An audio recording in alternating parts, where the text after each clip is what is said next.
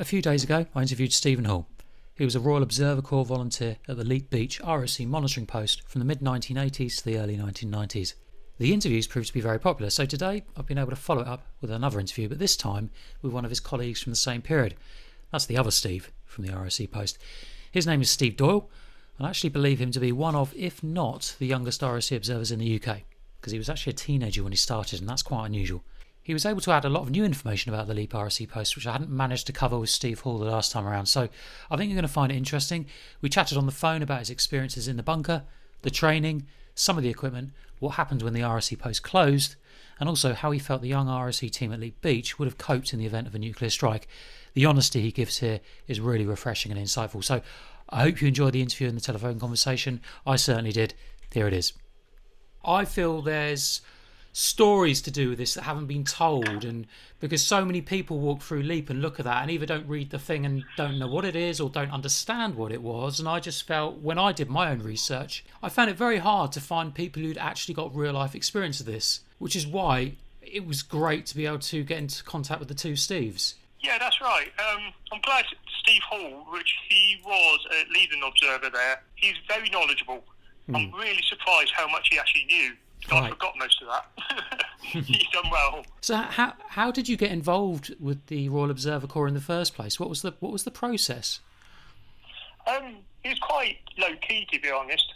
A friend of mine who was an observer as well, called Nick J, was a friend of mine. He started going down, and he just invited me along and said, "You'll enjoy it." I thought, okay, I'll give it a go. Went down, met a few other people. We were all a similar age. And I thought, yeah, I'm enjoying this. Purely a social activity, to be honest. There wasn't any particular background you needed? Was it a special type of person who worked well in the Royal Observer Corps at Lepe? I think you had to be a certain type of person, to be honest. You had to be reliable, and you get on with people, from all different sorts of life, really. I think that's the most important thing. And you have to be relied on if you needed to get called forward. I think that's the basic of it, those three things. When you join the ROC, what's the... Because I didn't really... There's a few things I didn't really discuss with the other Steve, and that's kind of... what was the training like? How long did the training take, and how structured was it? Did you genuinely feel that you had the expertise to fulfil this role if you had been called into action? Wow, that's quite a difficult question. We did a lot of training in the post, to be honest. One-to-one kind of training. We had training manuals you had to work through to get certain grades, right, to become like an observer, then a leading observer, etc. But I can't remember ever going to like a classroom and learning. We went on summer camps for a week at a time. Yeah. Where you did your transition to war kind of training and other kind of training to get you all up to speed. These were people from all over the country who you obviously wouldn't meet elsewhere. Yeah. So you go there, do that. But the actual structure locally was very informal, to be honest. Oh, okay. Yeah, which has surprised me now, looking back on it. It surprises me, given the importance of the potential role, doesn't it? Yeah.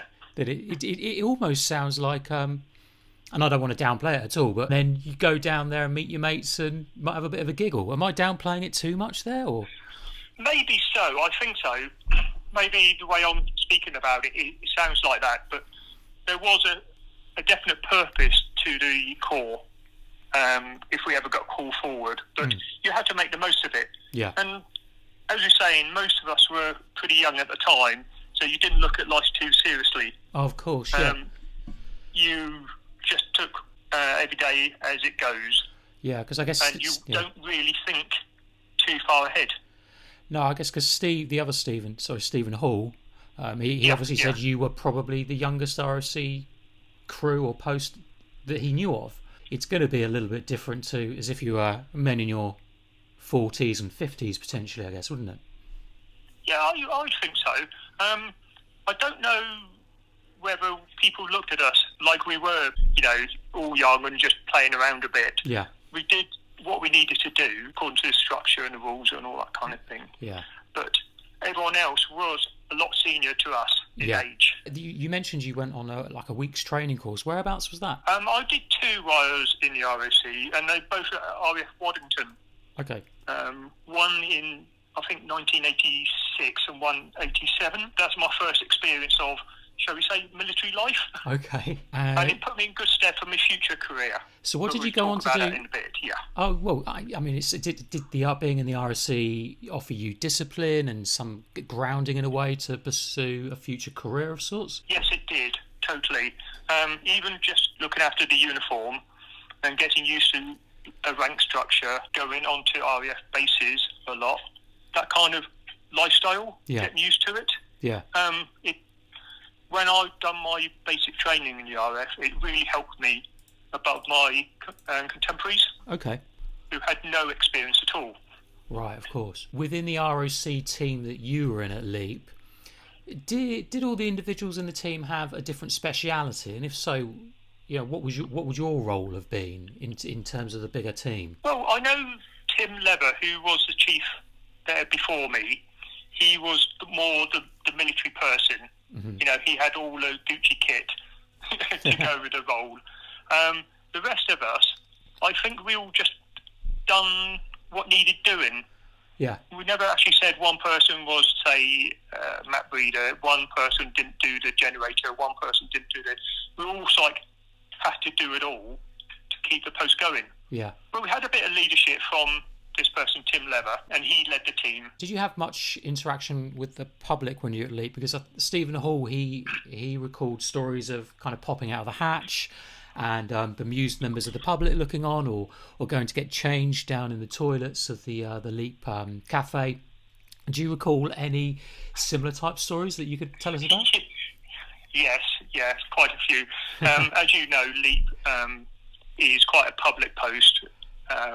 And you used to get people walking their dogs, looking over, just wondering what's going on. Yeah. What is it?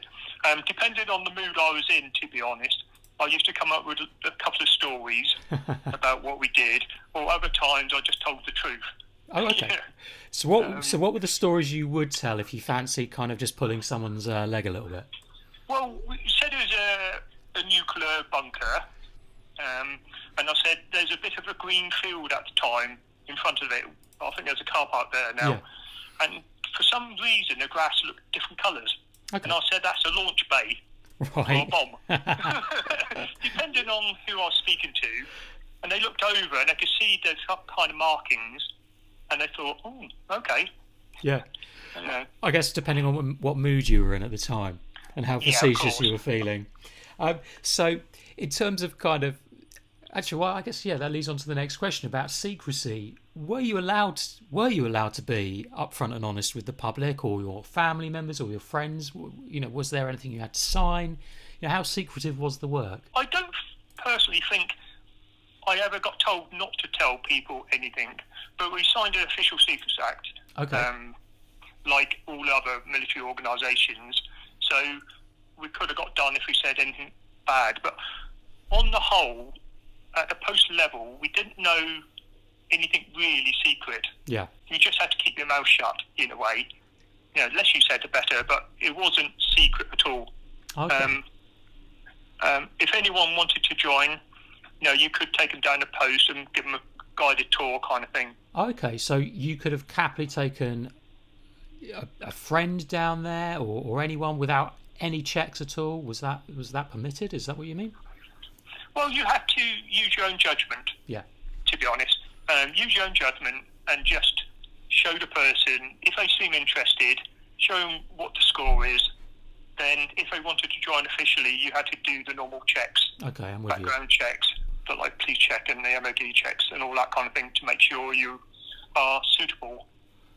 Because if a role progressed through the transition to war, and you needed to be armed at any point. Yeah. We weren't trained, but you needed people you can rely on. Exactly. Yeah. And I guess that's what, being a young team, you probably forged. I imagine you forged very close relationships and you had each other's back, and you knew you could trust each other in that way. Yeah, of course. And we did a lot of activities outside of the ROC together. Okay. Went camping up in Cairngorms and that kind of thing, just to build up the team spirit. Yeah. So we all got to know each other quite well, because if anything did happen, you'd have to rely on this other person, and you'd be very stressed, obviously, because of family and what's happening. Yeah. But you have to get to know them. Okay. So did you ever visit other ROC posts locally or anywhere in the UK? Did you build relationships with other teams, or were you very much your own unit with little interactivity with the others? We visited the main headquarters, shall we call it, sector control in Winchester a lot. So they control the whole of the Winchester area.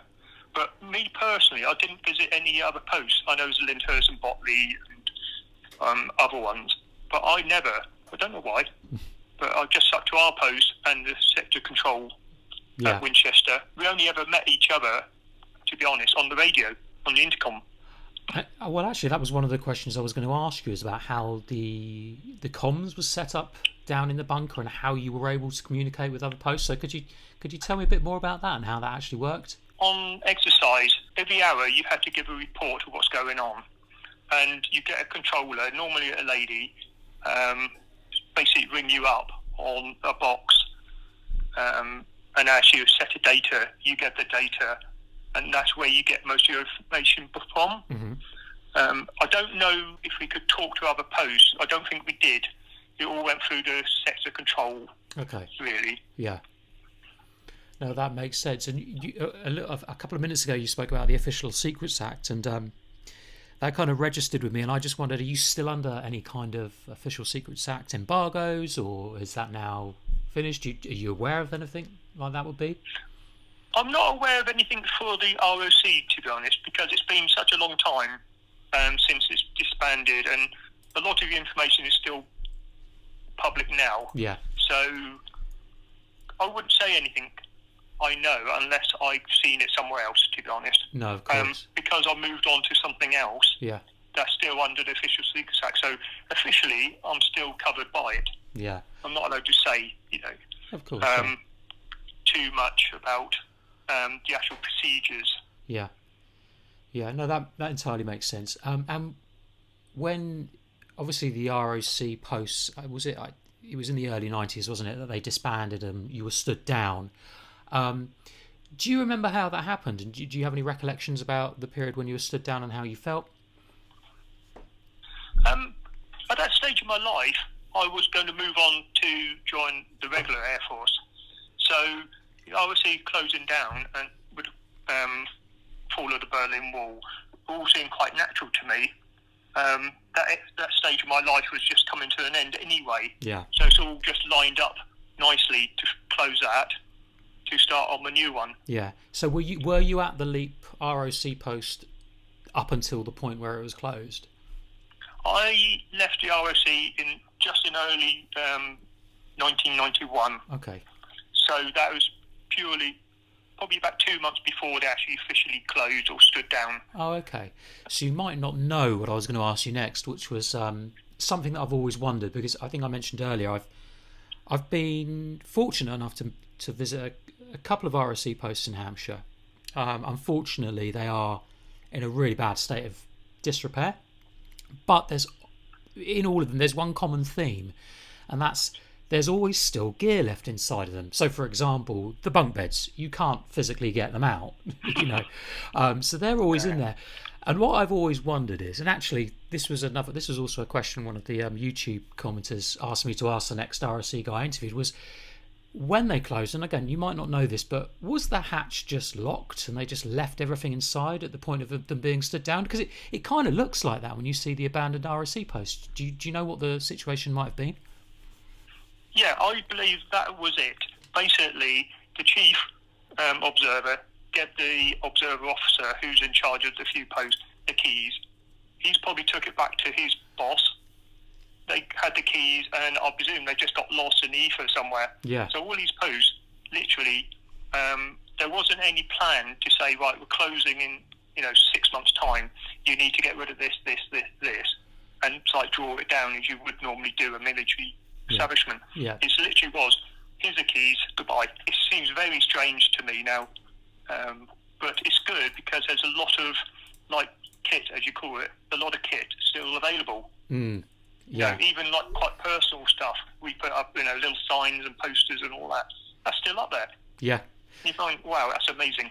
Yeah, I mean, the one I've been in has been arsoned, unfortunately, but the other one, it was still had the white paint interior. It still had posters on the wall. It still had an old sign about the siren. There was just still. Oh, I think it even had some aircraft identification posters on the wall.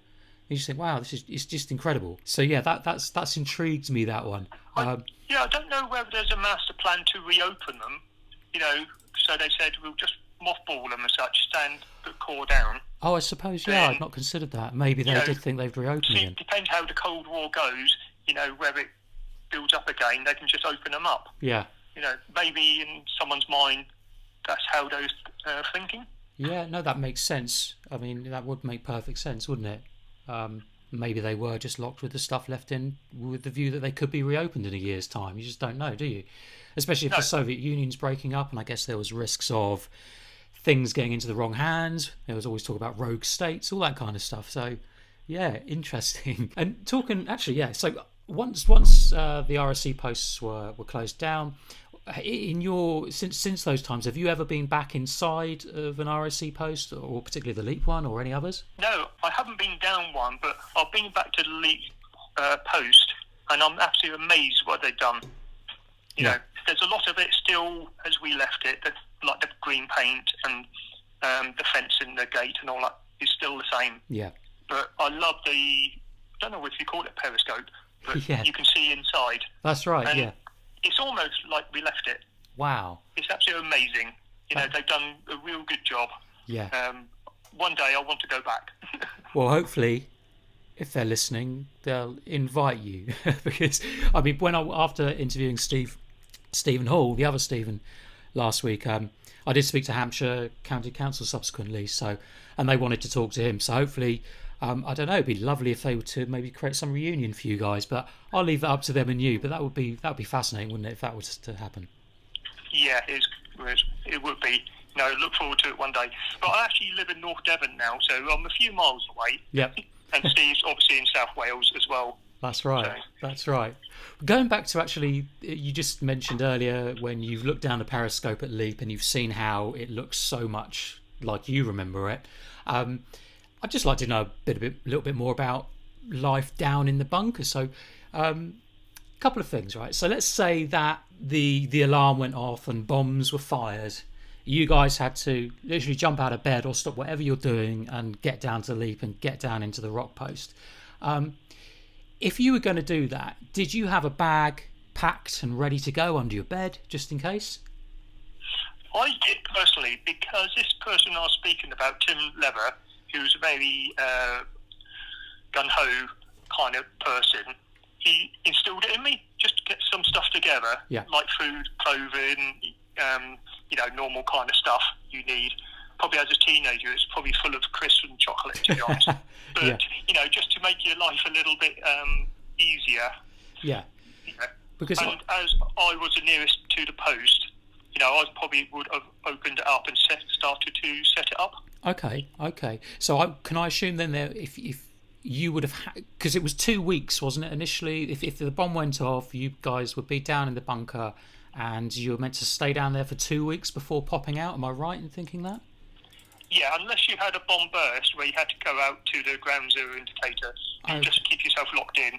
That was the kind of target, like 2 weeks. Okay. Really. So I'm guessing you'd have to actually take quite a significant amount of food with you to last you a couple of weeks. Was it kind of typical army rations you had ready, or was there already army rations down in the rock post? Good question. I don't remember ever having any food, and I think when I mentioned about it, the comment was it will be issued during the transition to war. Okay. So we'll get all this extra equipment and food as and when we need it. Yeah. That's in the back of my mind about when we asked about it. But as you know, we were quite lucky we had the calf on the beach, which made life a lot easier, in normal times. Well, yeah, and having been down to Leap Cafe, they open in all kinds of weather, so you'd like to hope they'd also be open up in nuclear war, to give you a sandwich and a sausage roll. Yeah. It's a nice dream. I'd hope so. Yeah. So down in that bunker again, were they wired up to electrics? Could you take sort of any electrical items you wanted with you, or was it basic? I mean, were they hooked up to the grid? How did that work? Do you remember? No, they weren't hooked up to the grid as such. We had a generator which we run and charge the battery with. Yeah. And obviously that had to be outside to run that. I can't remember having actual electric itself. Yeah. Thinking about it, the comms for the telephone, that must have come down the lines to it. So no, I don't know, apart from the battery charged up.